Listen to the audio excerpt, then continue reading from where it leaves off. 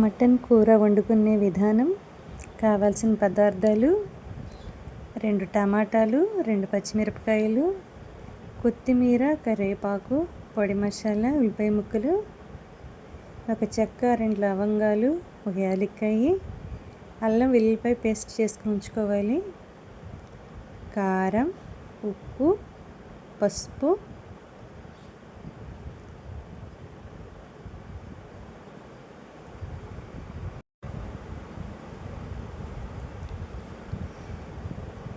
అల్లం వెల్లుల్లిపాయ పేస్ట్ చేసుకుని ఉంచుకోవాలి. మటన్లో మనం పసుపు వేసుకున్నాము, ఇప్పుడు ఉప్పు వేసుకుంటున్నాము. అల్లం వెల్లుల్లిపాయ పేస్ట్,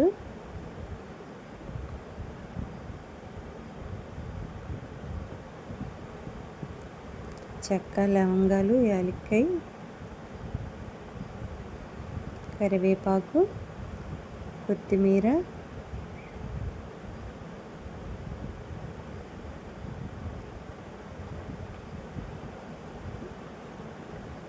అల్లం వెల్లుల్లిపాయ పేస్ట్ అన్నీ మొత్తం ఇలా కలుపుకోవాలి.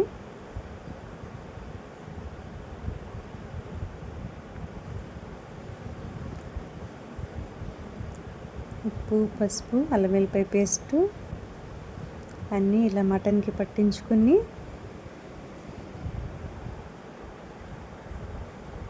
మటన్ కర్రీ వండుకోవాలి. మనం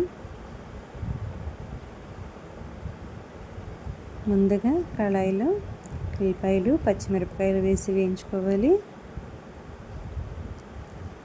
ఉల్లిపాయ ముక్కలు ఎర్రగా వేగాలి. తర్వాత మనం కలిపి పెట్టుకున్న మటన్ ముక్కల్ని దీంట్లో వేసుకుని ఉడకనివ్వాలి.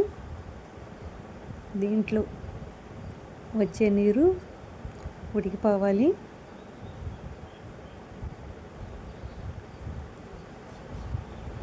మటన్ ఉడకడానికి టైం పట్టిద్ది.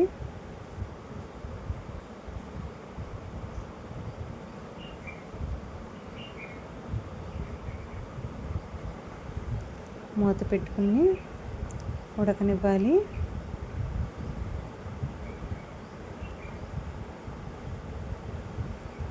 మటన్ ఉడికినాక మనం 2 టమాటాలు మిక్సీ పట్టి ఉంచుకున్న పేస్ట్ వేసుకుని దీంట్లో కలుపుకోవాలి.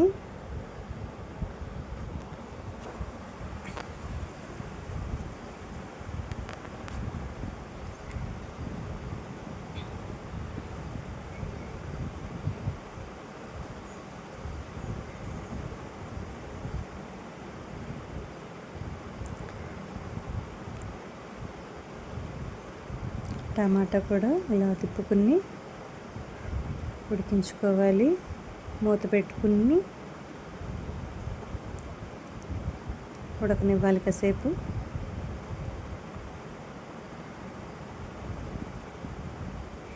ఇప్పుడు ఈ మటన్కి మనం సరిపడా కారం వేసుకోవాలి. కారం వేసుకుని తిప్పుకుని మనం రుచి చూసుకుని ఉప్పు కూడా వేసుకోవాలి.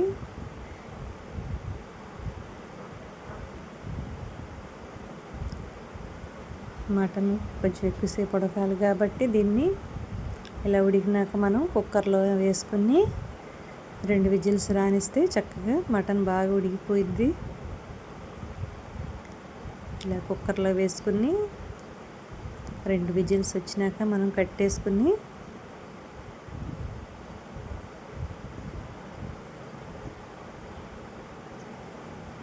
ఇప్పుడు మళ్ళీ అదే గిన్నెలో వేసేసుకుని కొంచెం పొడి మసాలా, కొత్తిమీర వేసుకుని 5 నిమిషాలు ఉడకనిస్తే మటన్ కర్రీ రెడీగా ఉంటుంది. ఇంట్లో చేసి అందరికీ పెట్టండి, ఇష్టంగా తింటారు. ఇప్పుడు ఈ మటన్ కర్రీని మనం గిన్నెలో తీసుకోవాలి.